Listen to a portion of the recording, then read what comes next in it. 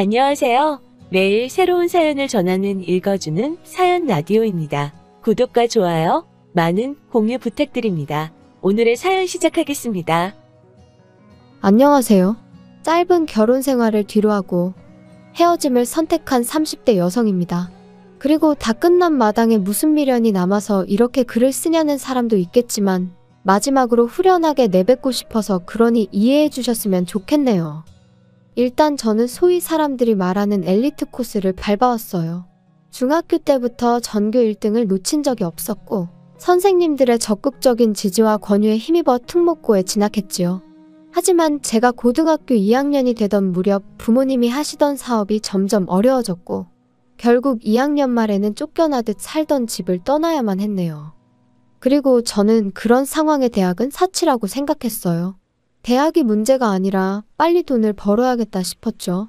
하지만 특목고라는 분위기도 그렇고 제가 원래 공부하는 걸 좋아하다 보니 학업을 포기한다는 게 쉬운 일이 아니더라고요. 그런데 그때 저희 큰아버지께서 손을 내밀어 주셨어요. 큰아버지께서 일단은 대학 문턱은 넘고 그 후에 고민을 해도 하라며 제게 용기를 주셨거든요. 게다가 결국 제가 S대에 합격한 걸 아시고는 첫 학기 학비를 내주셨지요. 지금 생각해보면 큰어머니한테도 감사한 마음이에요. 두 분도 저희 아버지한테 빌려주신 돈도 있으셨으니 솔직히 내키는 일이 아니셨을 텐데 말이죠.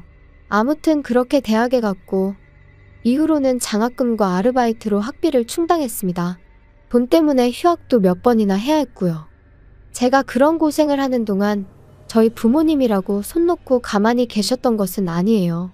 다만 두 분이 10여 년의 난임 끝에 저를 가지셨다 보니 제 주변 친구들의 부모님들보다 연세가 많으셨어요.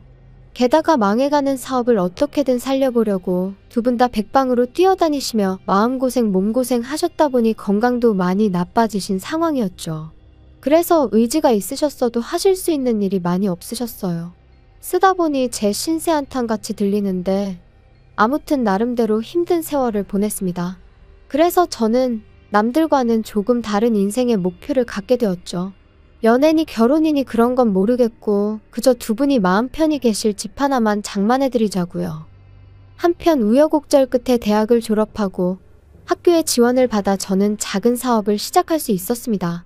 그리고 이후로 한동안 제 생활은 오로지 일밖에 없었어요. 눈 뜨면 일하고 눈 감으면 자고 돈을 버는 건 오로지 모으기 위함이었고 돈을 쓰는 일이 있다면 그건 부모님에게 필요해서였지요. 하긴 돈을 모으는 이유도 오로지 부모님에게 집 한 채 해드리고 혹시나 두 분이 병원에 가시게라도 된다면 목돈이 들 테니 그걸 대비하기 위함이었네요. 아무튼 회사에서는 대표님 소리를 들었지만 솔직히 직원들이 보기에도 왜 저렇게 궁상맞게 사나 싶었을 겁니다. 가끔이지만 저도 거울 속 초라한 제 모습에 혀를 내두를 지경이었으니까요. 하지만 그래도 어쩔 수 없었어요.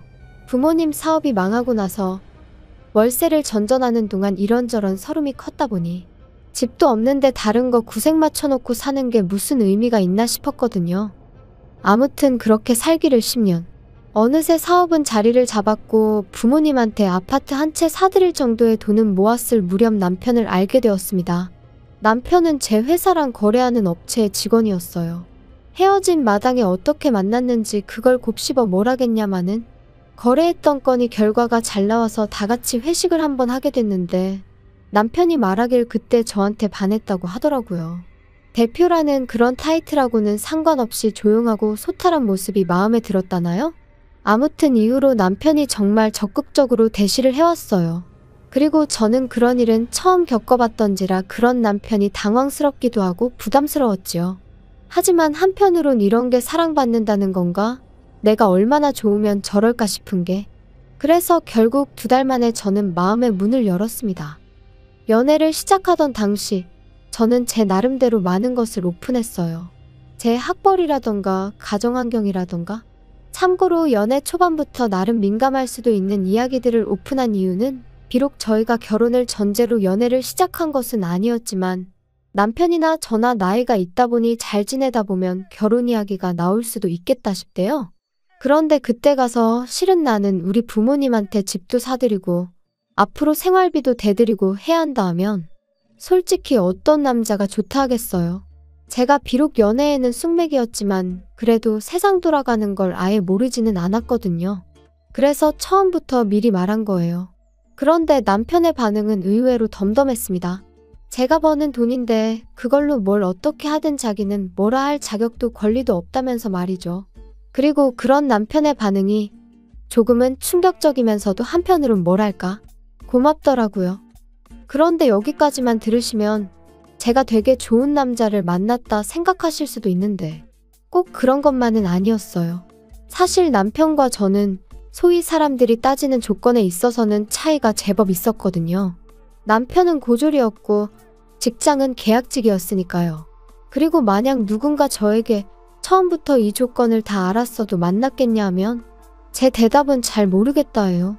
속물처럼 들리겠지만 연애니 결혼이니 관심은 없었어도 사람이 원래 자기보다 잘난 사람하고 만나고 싶지 못난 사람하고 만나고 싶지는 않잖아요? 저도 그랬고요. 그래서 남편이 프로포즈를 해왔을 때 솔직히 한 번에 바로 긍정적인 답을 주진 못했습니다. 그런데 남편이 그러더라고요.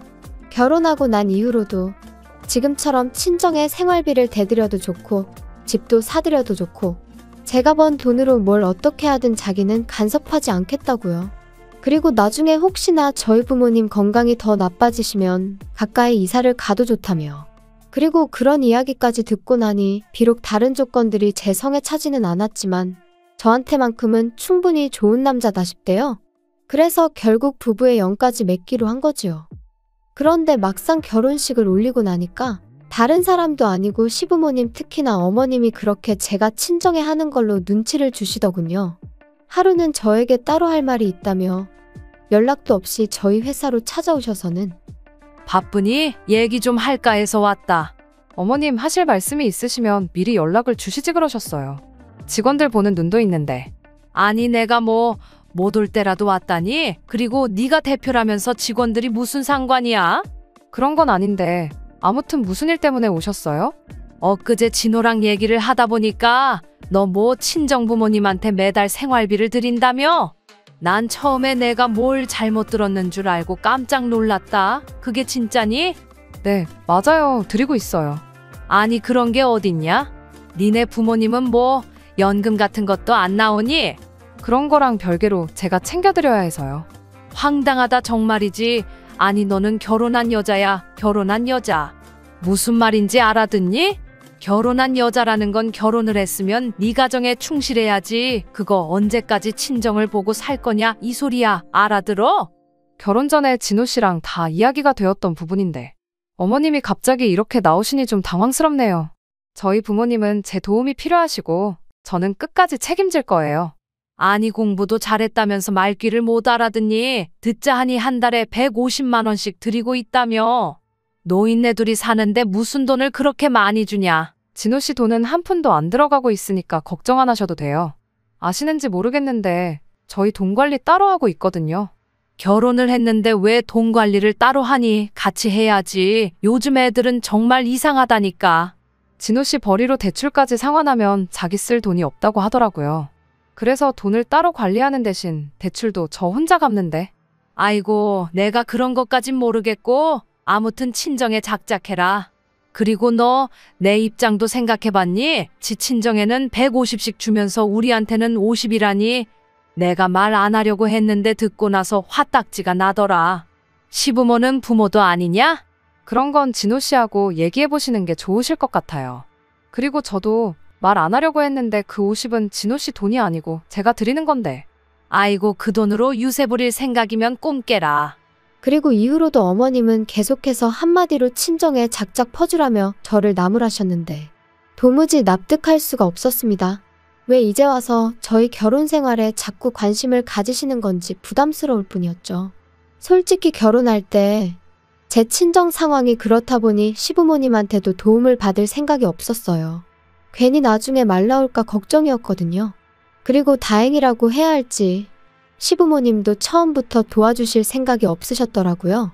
두 분이 말씀하시길 너희는 너희 알아서 살라고 당신들은 당신들이 알아서 살겠다고. 뭐 서운하게 들으려면 얼마든지 서운한 말이지만 또 좋게 생각하면 적어도 저희한테 기대지는 않겠다는 말씀이셨으니 저는 좋은 쪽으로 받아들였습니다. 그런데 이제 와서 친정에 뭘 해주는지, 왜 당신들한테는 안 해주는지 그런 걸 따지시니 답답하고 황당할 수밖에 없었지요. 그런데 어머님의 도넘은 간섭은 여기서 끝이 아니었습니다. 그날의 불편한 대화 이후로 저도 사람인지라 한동안 도통시댁에 뭘 하고 싶은 마음이 안 들더라고요. 그래서 남편이 시부모님 모시고 밥이라도 먹을까 하면 당신만 다녀오라 했고 제 나름대로 자리를 피했던 게 사실이에요.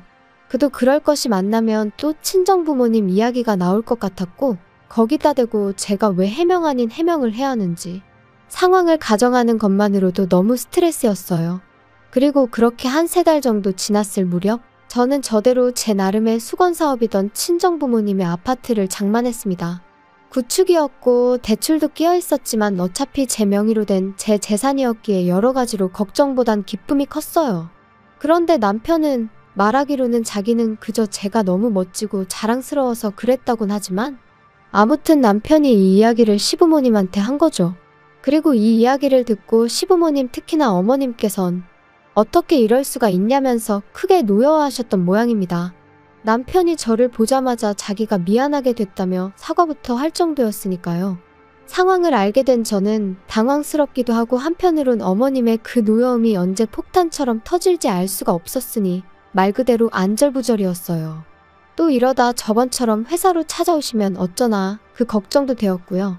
그리고 아니나 다를까 어머님은 또다시 연락도 없이 막무가내로 저희 회사로 찾아오셨습니다. 하지만 다행히 창립기념일이라 저만 사무실에 나와 있었거든요. 그래서 시쳇말로 개망신은 피할 수 있었죠. 아무튼 그렇게 찾아오신 어머님께선 저더러 제정신이냐 하시며 소리를 지르기 시작하셨습니다. 내가 분명히 지난번에 알아듣게끔 잘 이야기를 했다고 생각했는데 너 어떻게 그럴 수가 있냐? 니네 부모한테 뭐 아파트를 사줘? 네, 맞아요. 사드렸어요. 그런데 저 솔직히 어머님이 왜 이렇게 화를 내시는 건지 모르겠어요. 이것도 다 결혼 전에 진호 씨랑 얘기가. 시끄러워. 걔가 뭘 안다고 자꾸 걔 핑계를 대니 너는. 설령 내 아들이 물러터져서 그러라고 했다 치자. 그래도 너 내가 분명히 말했지. 너는 결혼한 여자라고 친정에 자꾸 퍼나르지 말라고 내가 말했어 안 했어?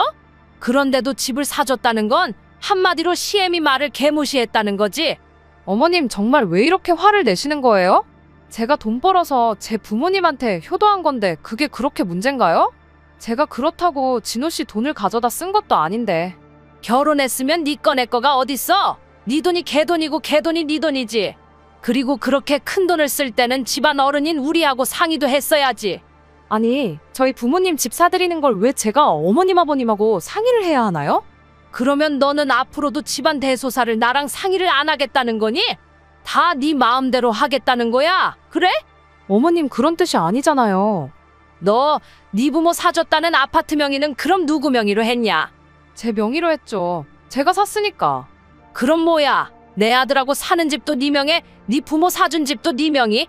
죄다 네 거야? 우리 아들 거는 하나도 없고? 아니, 진호 씨가 대출을 못 갚는다는데 같이도 못 갚겠다는데 진호 씨 명의로 어떻게 해줘요? 너 정말 웃기는 애구나. 너 그럴 거면 내 아들하고 결혼은 왜 했니? 그렇게 너 혼자 다 독식할 거면 결혼은 왜 했어? 도대체 무슨 말씀을 하시는 건지 모르겠어요. 제 돈으로 제가 산 집을 제 명의로 했다는데 어머님은 그게 지금 이해가 안 되시는 거예요? 나는 네가 너무 이기적이라고 생각해. 지하고 지 부모밖에 모르고 아주 못됐어. 막말로 지 부모 집 하나 사줄 능력이면 시부모한테는 자동차라도 한 대 뽑아주는 게 맞지. 그게 경우고 도리고 이치 아니겠냐. 근데 어떻게 아주 능구렁이 마냥 지 부모만 챙기고. 못됐다 정말이지. 어머님의 억지에 저는 정말 이골이 났고 마음은 있는 대로 상해서 집에 돌아왔어요. 그리고 그때까지만 하더라도 제 마음은 그저 남편에게 하소연 좀 하고 위로나 받아야겠단 거였죠. 그런데 집에 들어오니 남편도 표정이 영 좋지가 않더라고요. 평소라면 밖에서 안 좋은 일이 있어도 집에서는 티를 내지 않는 사람인데 말이에요. 그래서 제가 무슨 일이라도 있었어? 표정이 너무 안 좋네. 그냥 뭐 그나저나 오늘 어머니하고 만났다며 아파트 얘기로 곤란했겠네. 곤란하다기보다 그냥 좀 불편하더라. 어머님이 내가 친정에 이렇게 저렇게 하는 게 엄청 싫으신가 봐. 그거 좋아할 시어머니가 어디 있겠어. 어쩔 수 없지. 그리고 솔직히 서운할 만하시지. 양가 다 잘해드리면 모르겠는데 워낙 장인 장모님만 덕을 보고 계시잖아. 그게 무슨 뜻이야? 내가 친정에만 잘한다는 거야? 그렇게 얘기하면 내가 섭섭하지. 자꾸 내가 친정부모님한테 해드리는 거랑 비교를 하지 말고 객관적인 것만 봐봐. 내가 매달 시부모님한테 50만 원씩 드리고 있지. 게다가 우리 지금 살고 있는 이 집 4명이란 이유로 대출 나 혼자 다 갚고 있잖아. 따지고 보면 그럼 자기는 돈 10,000원 안 쓰고 여기 살고 있는 건데 그러면 당신 표현대로 시부모님도 당신도 내 덕을 보고 있는 거겠네? 사이즈가 다르다는 거지, 사이즈가. 공평하지가 않으니까 어머니가 서운하시다는 거잖아. 아니 어떻게 다 똑같이 할 수가 있겠어. 따지고 보면 우리 부모님이야 나를 낳아주시고 키워주신 분들이니 내가 잘해드리는 게 당연한 거지만 어머님 아버님은 당신을 낳고 키워주셨으니 당신이 잘해야지 나한테 서운하실 일이 아니지. 넌 무슨 말을 또 그렇게 하냐? 정 떨어지게.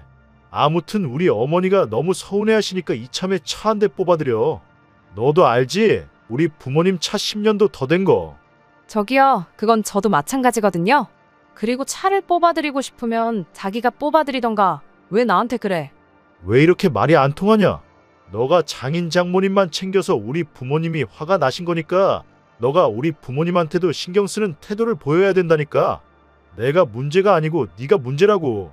웃기고 있네. 내가 우리 부모님을 챙기는 거고 당신이 당신 부모님을 챙기는 거야. 어머님이 서운해하시는 건 욕심이 과하신 거고. 너무 충격이었어요. 남편이 그렇게 생각을 하고 있을 거라곤 상상도 못했고 게다가 차를 뽑아드리자는 그 황당한 말은 뭔지 어이가 없었다고 해야 할까요? 그래도 그땐 오죽 답답하면 그런 헛소리를 다 했을까 생각하며 어떻게든 남편을 이해해보려고 했어요. 그런데 서로 정말 필요한 말만 하고 지낸 지 일주일이나 지났을까 남편이 시부모님을 뵈러 가자 아주 단판을 지으러 가자 그러더라고요. 그래서 저는 속으로 남편이 드디어 정신을 차렸구나. 제대로 내 입장을 대변해 주려나 보다 싶었습니다. 하지만 시댁에 도착하기가 무섭게 그 어느 때보다 밝은 표정으로 서로를 반기는 세 사람의 얼굴을 보니까 직감적으로 남편이 저를 위해 온 게 아니다 싶대요. 그래 둘이서 얘기는 잘했다며? 아버지랑 나는 결정 다 했어. 내일 계약하러 가면 돼. 결정 다 하셨어요? 잘하셨네. 자기도 이리 와서 봐봐. 도대체 무슨 이야기를 하는 거야? 이게 뭐야? 자동차? 내가 저번에 바꿔드리자 했잖아. 나는 안 된다고 했고. 여기까지 와서 또 이럴 거야? 진짜 고집 좀 그만 부려. 나는 장인 장모님한테 잘하는데 넌 진짜 왜 이렇게 삐딱선을 타냐? 당신이 우리 엄마 아빠한테 잘했다고? 뭘 그렇게 했는데? 이따금씩 가면 거실에 앉아서 TV 보고 주는 음식이나 먹다 오는 게 전부면서 뭘 그렇게 잘했어? 그렇다고 뭐 단돈 10만 원이라도 들여보기랬어. 뭐랬어? 돈이 전부가 아니잖아. 다른 것도 안 했고 돈도 안 했다는 게 문제지. 그리고 어머님, 저 차 안 사드려요. 저는 그럴 능력도 없고요. 그럴 생각도 없어요. 진호 씨가 뭘 단단히 착각을 했나 봐요.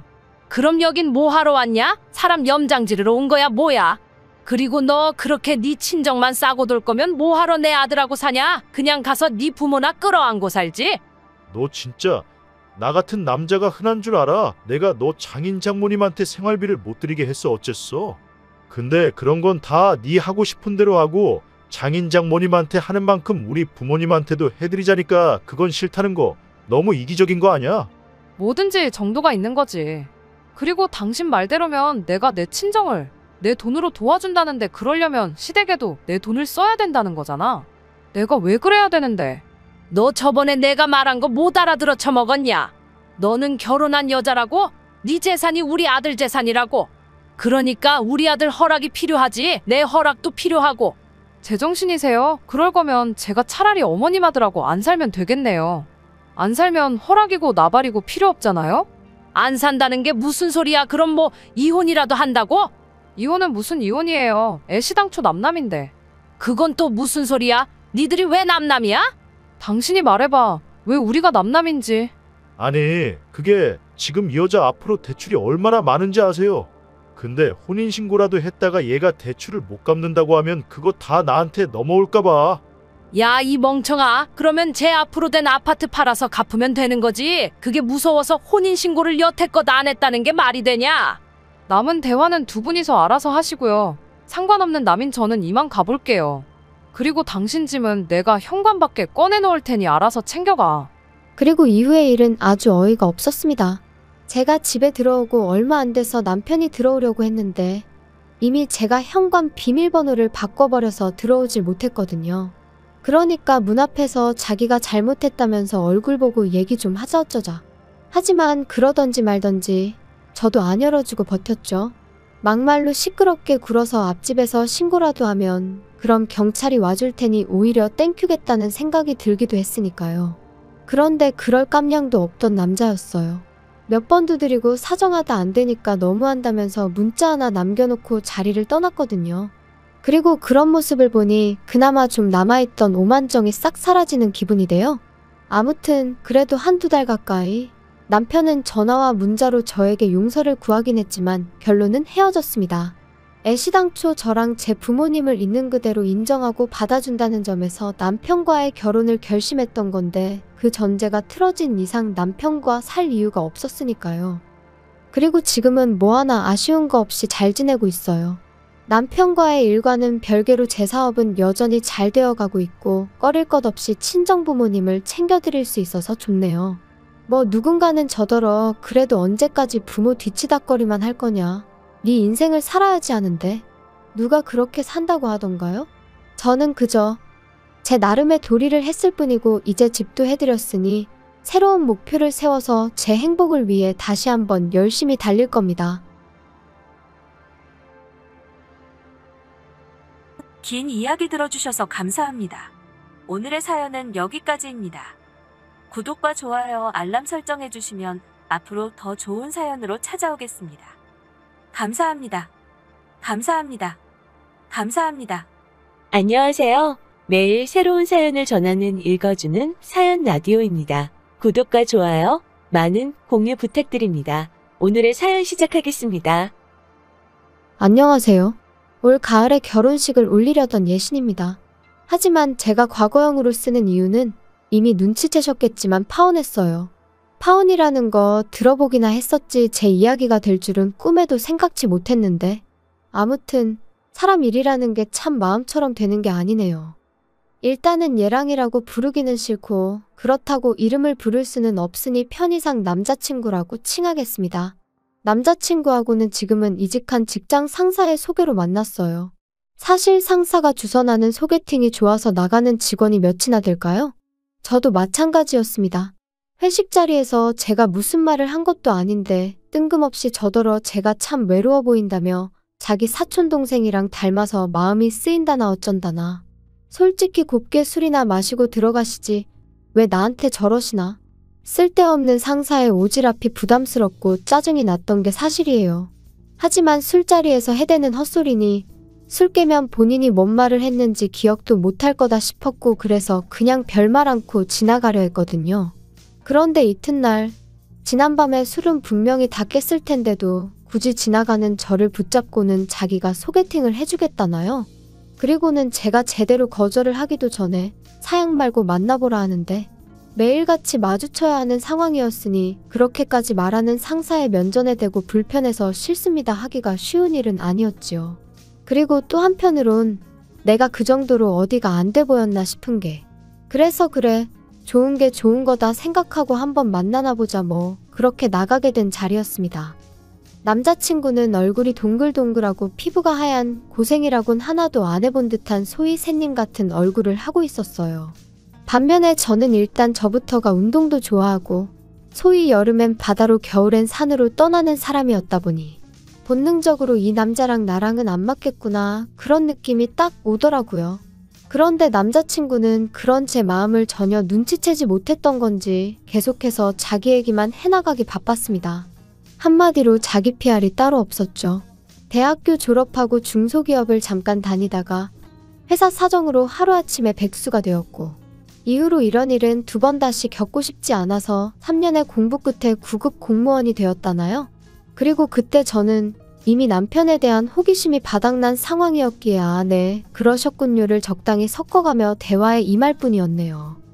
하지만 그런 남편과 제가 의외의 곳에서 공통점을 발견했는데 그건 바로 둘 다 놀이공원을 좋아한다는 점이었어요. 사실 30이 넘어간 이후로는 같이 놀이공원 갈 친구들을 찾는 것부터가 쉬운 일이 아니었거든요. 그렇다고 혼자 가기도 그렇고 여담이지만 아닌 게 아니라 혼자서 놀이공원에 가본 적이 있는데 사실 대부분의 놀이기구들이 둘이 타거나 넷이 타거나 아무튼 짝수로 떨어지는 경우가 대부분이에요. 그러니 혼자인 저로서는 시쳇말로 꼽사리를 낄 수밖에 없었고 그럴 때마다 얼마나 불편하고 괜히 눈치까지 보여서는. 그래서 그 이후로는 놀이공원은 저에겐 말 그대로 그림의 떡이나 마찬가지였습니다. 그런데 남자친구가 그럼 앞으로 자기랑 가자고 하더라고요. 자기도 너무 가고 싶었는데 그동안 같이 갈 사람이 마땅치 않아서 못 가고 있었다면서 말이죠. 그렇게 한 가지 공통점을 발견하고 나니 그때부턴 대화가 비교적 무르르듯 이어져 가기 시작했습니다. 그리고 헤어질 땐 너무나 자연스럽게 다음 약속을 정하고 있는 저희의 모습을 볼 수 있었죠. 이후로 저희는 2년이란 시간을 사귀었고 사귀는 동안은 정말 웃음이 끊일 일이 없었어요. 평일엔 각자의 일로 바쁘다 보니 주말 중 하루를 온전히 같이 보내는 식으로 데이트를 했는데 사실 연애하면 만나서 하는 일들이 뻔하잖아요. 밥 먹고 영화 보고 차 마시고 그 코스에서 좀 벗어나봤자 뭐 어디 전시회를 본다던가 그 정도, 그렇죠? 그런데 저랑 남자친구는 정말 전국 방방곳곳으로 크고 작은 놀이공원들을 찾아다녔어요. 남들과는 다른 특별한 연애를 하고 있다는 사실에서 오는 그 만족감이 정말 컸었답니다. 그런데 그렇게 잘 맞던 저희가 결국 이렇게 파혼의 길을 걷게 된 건 바로 어머님 때문이에요.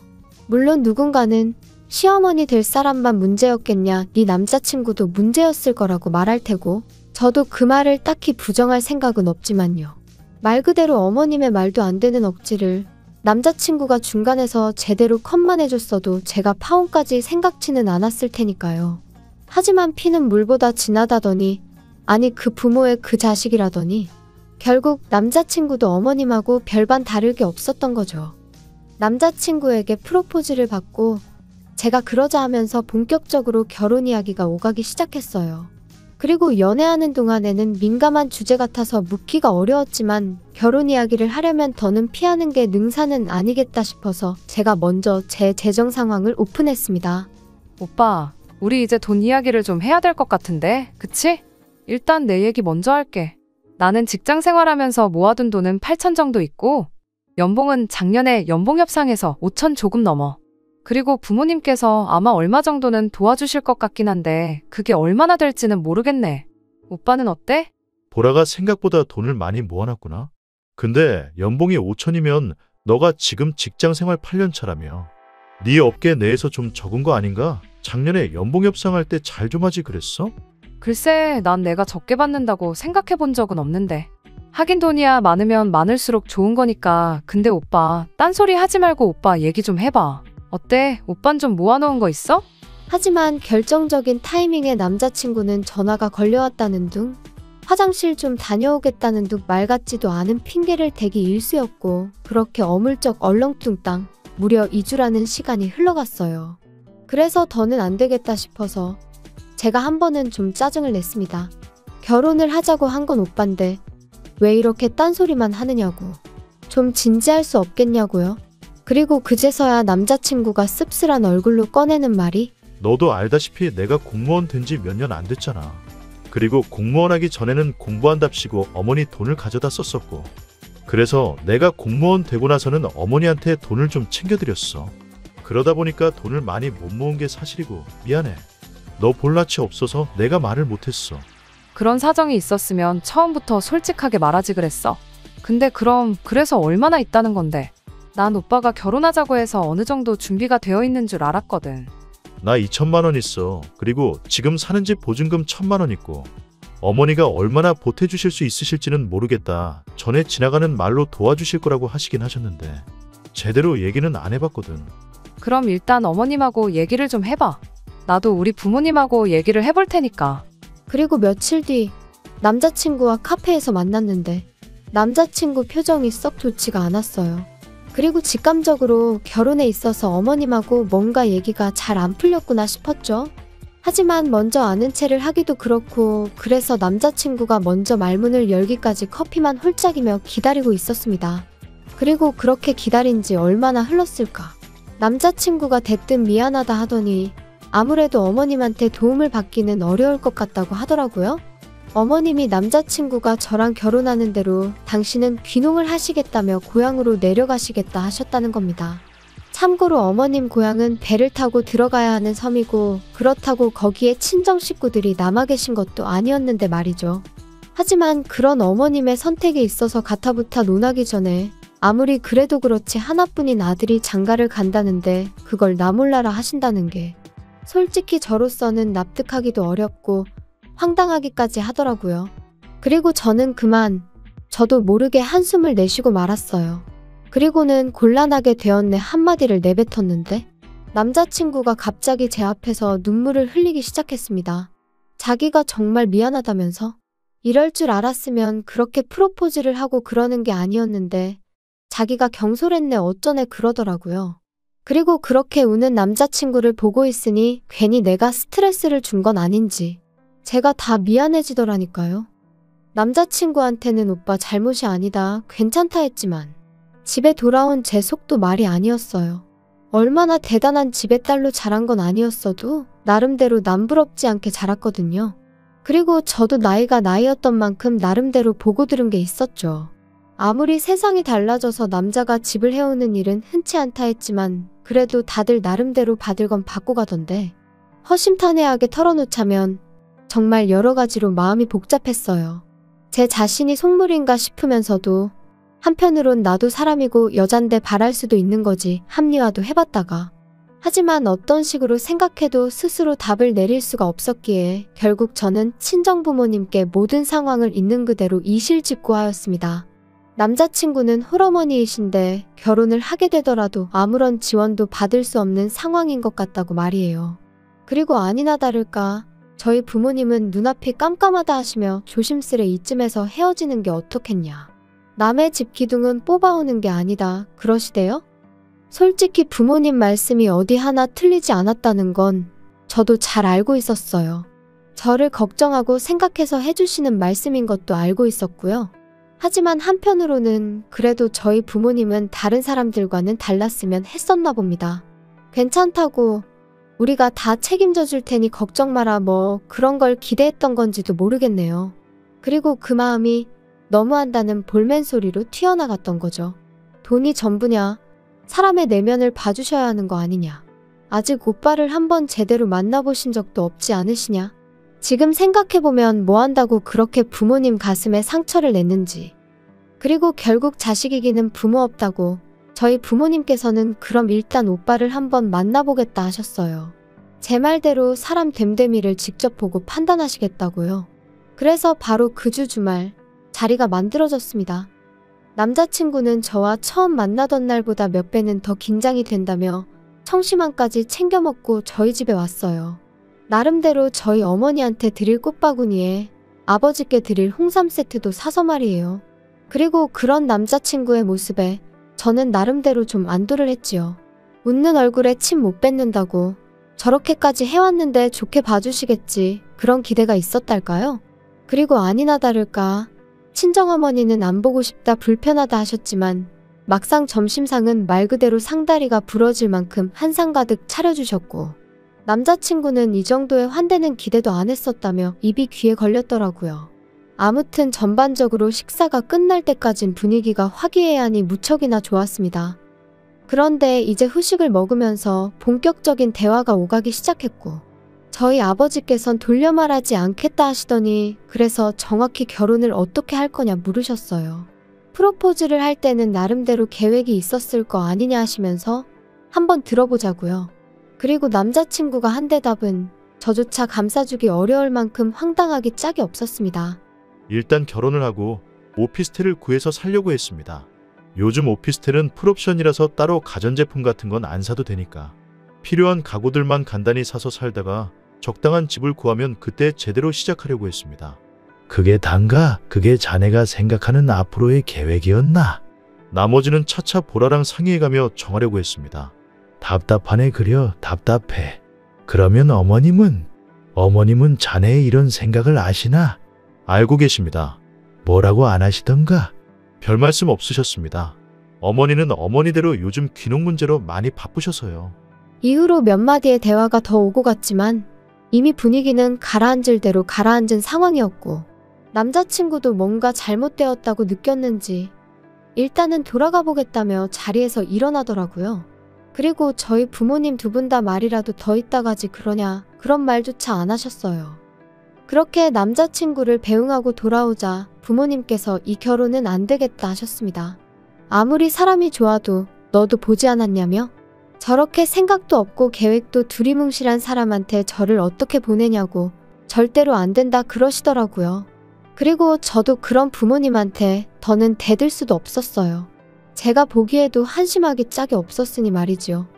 그런데 이틀 뒤 남자친구에게서 생각지도 못한 소식을 듣게 되었습니다. 자기가 저희 집에 다녀간 이후로 어머님과 이야기를 나눴는데 어머님이 저희 신혼집 문제를 해결해 주시겠다 하셨다는 거예요. 너무 놀라서 제가 저도 모르게 정말이냐고 소리를 질렀다니까요. 남자친구가 말하길 어머님께서는 어차피 섬으로 내려가실 거고 집이란 건 사람이 살지 않으면 금세 망가지기 마련이니